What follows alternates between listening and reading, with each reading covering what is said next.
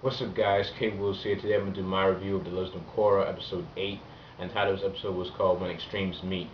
And this episode overall was pretty good with a good twist at the end. But I'll get into that later on. So, in the beginning of the episode, Mako, Bolin, and Asami move into the Air Temple Island. Just because they were invited there, and the whole thing with Asami and her father being a member of the Equalists. So they were able to move in, and everybody seemed to be getting along all right. And pretty much afterwards, Korra and Tenzin had to go to like a whole big meeting where a new chief of police of the Metal Benders, his name was Saikon, I believe. Yeah, Saikon. And he basically, explained how he's a huge supporter of Tarlock and that he believes with him and his task force working together that they can catch the Equus members and bring an end to the movement. And this is pretty much when Tarlock we see now he's getting a lot of power, and this is something that Tenzin didn't want to happen because everything is supposed to be a balance in the world, sort of equal. But Tarlock looks like since he has the um, that he's in good terms with the new chief of police, that he's gaining a lot of more influence, more to the other people, and also just getting more power. And so pretty much when Tarlock and Korra kind of have a little interaction, Tarlock kind of makes Korra feel depressed because he basically tells her, well, you're not a true Avatar. You haven't really mastered airbending at all. So, and he pretty much leaves. So that kind of made Korra a little depressed. And when she had a conversation with Tenzin, she explains to how she hasn't been airbending well, and the fact that she hasn't had any contact with the spirits. So her connection with the spirit world and whatnot isn't really that good. But it's Tenzin asked her if there was anything like any visions that she was having, but she explained about the whole images about Aang and how he looked like he was in trouble, which I kind of thought also I agreed with Tenzin that it could have been a way of Aang trying to communicate with Korra, telling her about how there's connection with these two threats, the threat that he had to deal with Yukon, and now with Korra, with Tarlok and with Amon and stuff like that. So maybe it is a way for Aang to give Korra some type of advice. And so pretty much when Korra is still depressed, Bolin basically says, we're the new team Avatar, we got your back, and they pretty much go to try to fight crime and whatnot. And Sami, she still had the Equalist glove and everything, and they were on one of those town automobiles. You had the cars and stuff.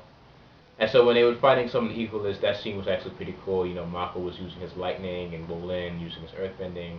And what was funny was when Asami she was just driving. Every time I remember the Equalists got on the car, she was just like soccer with the glove and everything, just keep on driving. I thought it was a little funny there. And Tarlok, after they were all caught, and because they were some members of the Equalists had escaped from jail, Tarlok had came in. He's like, "Look, Korra, you got to back off. Stay out of my way."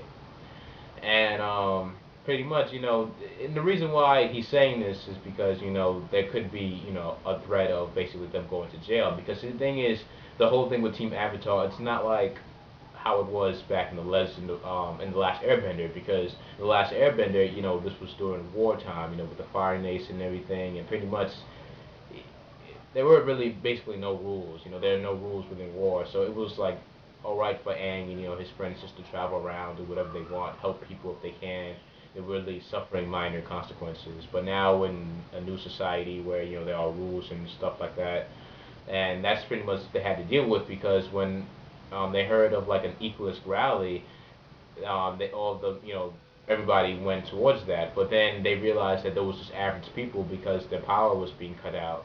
And this was something that was made by Tarlock because Tarlock was with the meeting with the councils, and he was like, okay, we need to set new rules for these non-benders. There has to be a curfew and all that stuff. And this is exactly what Tenzin did not want because Tenzin knew that by restricting the non-benders and making them feel like second-class citizens, they're going to get angry and they're going to revolt and more than likely join them on in his equalist movement. And Tenzin was trying to state this, but like, Tarlock and the other council members just agreed. And that's another thing I want to talk about with the other council members, that they don't seem like they have any backbone or anything. It's like they just listen to Tarlock when he gives a long speech and they're like, yeah, okay, I agree. Like, there's no like nothing. There's like they don't really say anything at all. It's like they just sit there and it's like, all right, let's vote for Tarlock. And this is exactly what Tenzin did not want to happen. And then so when they went to that whole bogus Equalist rally, when there was a whole bunch of people complaining, they all got arrested, and Korra tried to help, but then her friends ended up getting arrested, so she had to calm down and wait, with Tenzin and stuff like that, but, it didn't work out so well. And, Korra was just angry because she couldn't do anything to help her friends and the other people, because the other people were like, hey, listen, Korra, you're our avatar too, you need to help us, so it's that responsibility thing that kind of kicks into Korra's head. It's like, hey, damn, like she can't do anything. And so pretty much Korra confronts Tarlok one more time in his office and pretty much says, you're just like Amon. You're oppressing people with your bending and stuff like that, and just basically saying he's a terrible person. And that's when we get to the fight with Tarlok and Korra. And the fight itself is pretty good. Tarlok, see, he knows how to water bend. I mean, he surrounded himself with like a circle of water. He pretty much was just punching. Making ice bullets, shooting at Korra. He was ruthless too. He didn't care if she died or whatever.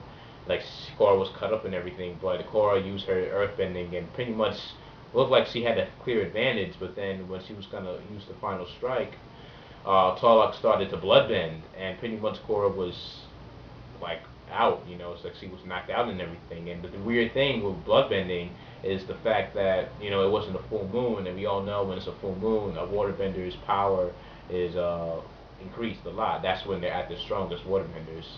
And I thought it was pretty interesting that Tarlok was bloodbending because the only two people who knew how to do that were the old lady and Katara. That puppet master episode in book 3 Fire. I don't remember her name, but she pretty much, she developed a technique when she was in prison, and she pretty much was practicing on mice how to bloodbend and stuff like that. But honestly, I'm not really a huge fan of bloodbending because to me it's kind of too gruesome. You hear those sound effects and how people can't have any control of their bodies, and it just seems, one of those. It's not like one of those the best technique in the world, in my opinion, just to look at. Next, when Korra is knocked out, we see another flashback with Yukon, and apparently Yukon was a waterbender, and he was actually bloodbending as well. Like he had Sokka he caught Toph and Aang too, and he was laughing about it. And it was like he, he was in control with Yukon. Wow, and I believe during this time he was on trial for something, a crime that he committed.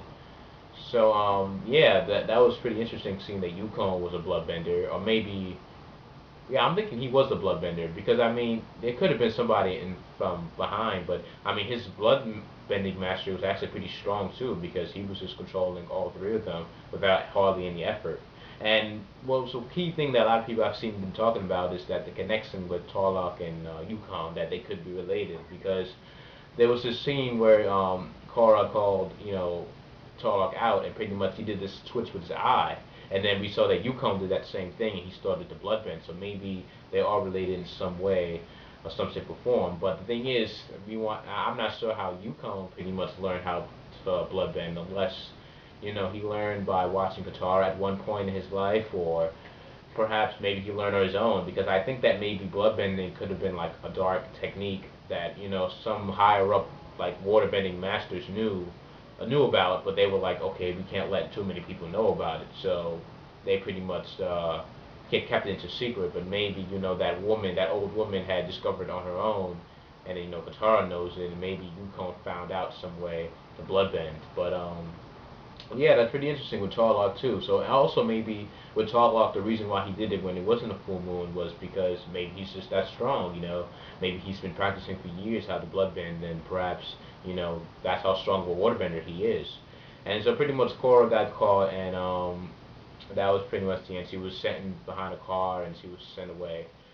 Overall, I thought this episode was really good too, even though I'm not a big fan of bloodbending, but still, what I liked about this episode was the fact that it brought a new factor into the whole series, because the whole thing with Legend of Korra is that, when you look at the series, a lot of people are into the villain Amon, about who is he, how can he take so much bending away, and, how did the whole Equalist movement came to be, and, this whole series has been based on, Amon, the mystery of Amon, but now you have Tarlok, who could indeed have a connection with this, the villain Yukon that Aang had to deal with, and we can see, tell, okay, maybe Tarlok is descendant of him, or maybe, Tarlock learned bloodbending from somebody else. Like, it gives that whole thing of mystery and makes you think a lot more of like, okay, there is a mom, but then again, there is Tarlock, so it makes you think a lot, which I like. Just a new addition of information about Tarlock.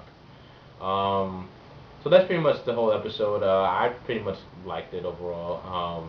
I kind of think though that maybe in the future we could have a team up with Amon and Korra, because Tarlock, his ideals or everything that Amon doesn't stand for. So maybe we could see a team up with Korra and Amon, trying to take down Tarlock because he's getting too much power now, and as soon as it might seem like okay, all the non-benders are going to suffer for it. So we'll see. So thank you for watching this video. Please subscribe and like this video if you did enjoy it, and leave your thoughts below, predictions on the next episode.